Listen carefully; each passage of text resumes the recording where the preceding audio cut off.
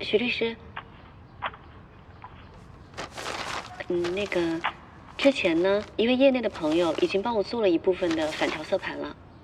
我从中摘取了几个例子，觉得可以作为反击的方向。说说看。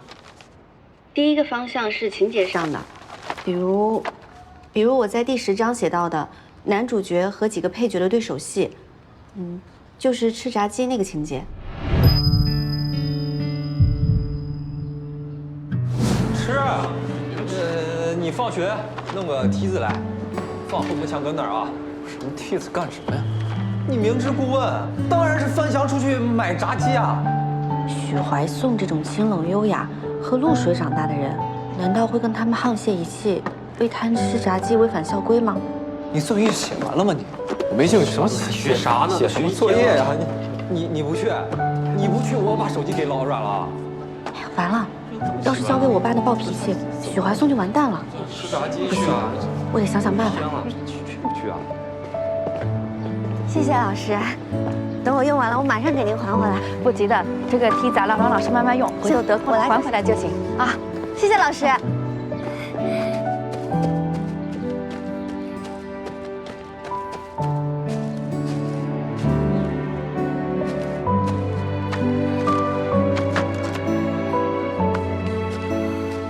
许怀颂，这下他们不会为难你了吧？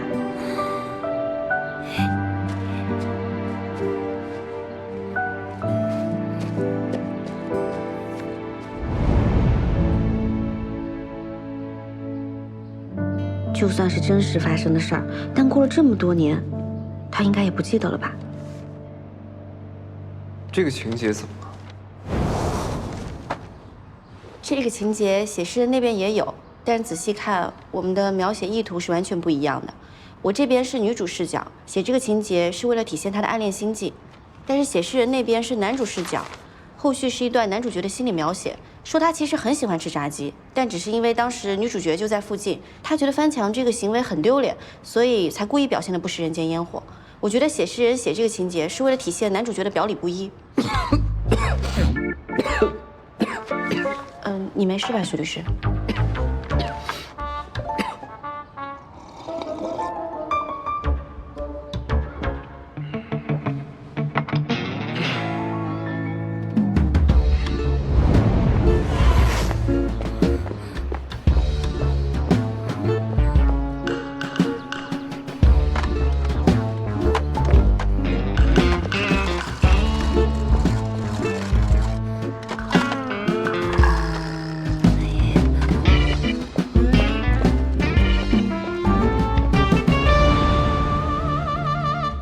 所以，后来把梯子还回去了，你有挨罚吗？他问的是我，不是书里的女主。难道他已经看过我的微博，知道这是我的亲身经历啦？我们继续。刚刚说了哪儿了？哦，刚刚说到我把梯子……哎呀，不是，我都被许律师你说晕了。许律师，我纠正一下，我们现在聊的不是我本人，我们说的是我小说里的主人公，而且你刚才那个问题跟我们的案子也没什么关系吧？阮小姐，为了这个案子能够取得我们双方共同的满意，作为你的代理律师，我希望你能够100%的信任我，而不是质疑我的专业能力。哦，那女主有没有受罚，跟这个案子到底有什么关系啊？写诗人写了，第2天，男主看到了女主在罚站。如果说你的女主也挨罚了，幸好我觉得女主太惨了，所以没把这段写进去。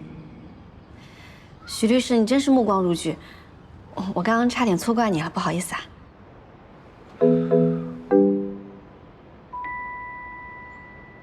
继续第2个情节吧。哦，第2个方向是人设上的。虽然呢，这2本书有很多撞梗的地方，但是男主的人设其实很不一样的。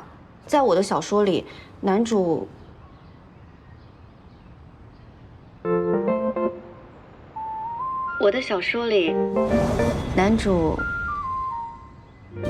安静优雅，成熟稳重，虽然性格高冷，但是内心很温柔，还是很有内涵的学霸。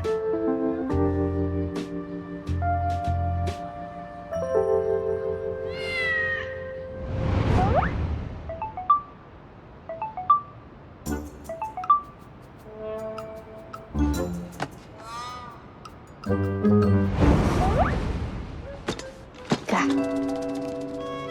我又把阮玉学姐的小说重新看了一遍，怎么在她那儿你就成了这么一朵高岭之花了呢？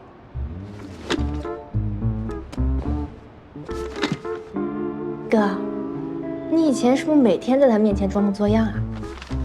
哦，现在看来阮玉学姐应该喜欢那种调调的。哥，你要小心哦，不要人生崩塌哦。你作业太少了。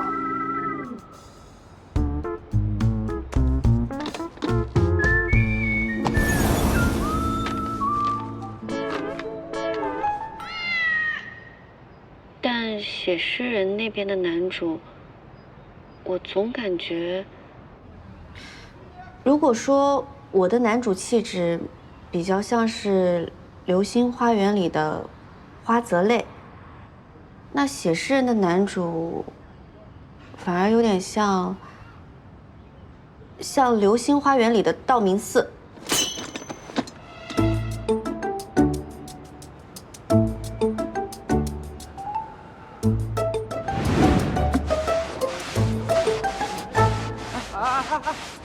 别动啊！这是我给阮玉的。哦，阮玉，又是给阮玉的，这个给阮玉的，这个阮玉天天来追啊，那必须。喂，女人，刚在食堂看到你爱吃的烤玉米，拿去。不必，又是你啊！什么十班道明寺？你以为你什么霸道总裁吗？哼，幼稚！看什么看啊？不知道阮玉是我看上的人啊？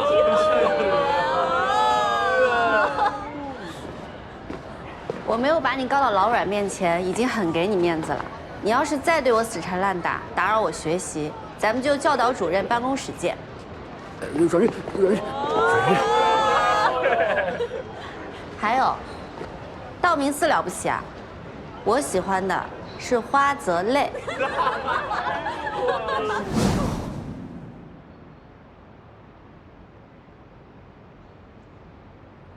不好意思啊，你刚刚说什么？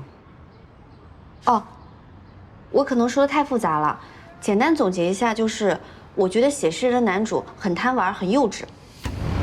那个年龄的男生，不都差不多？怎么没有？怎么会差不多呢？写诗人的男主跟我的男主可差太多了。你看他成天为了炸鸡可乐费尽心机的，这还不贪玩吗？而且他为了博得女主好感，每天都在女主面前装模作样，这还不幼稚吗？这跟我的男主一点就不一样。我记得后面还有一些情节可以证明，你等等，我找给你看看。不等了，今天的会就先到这儿，改天继续。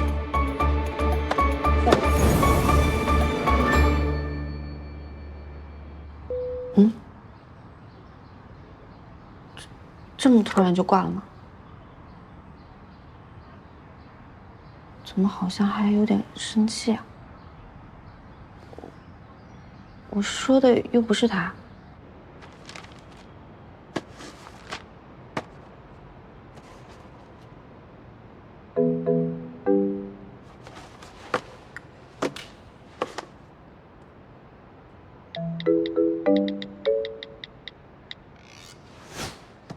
做啥梦呢，大兄弟？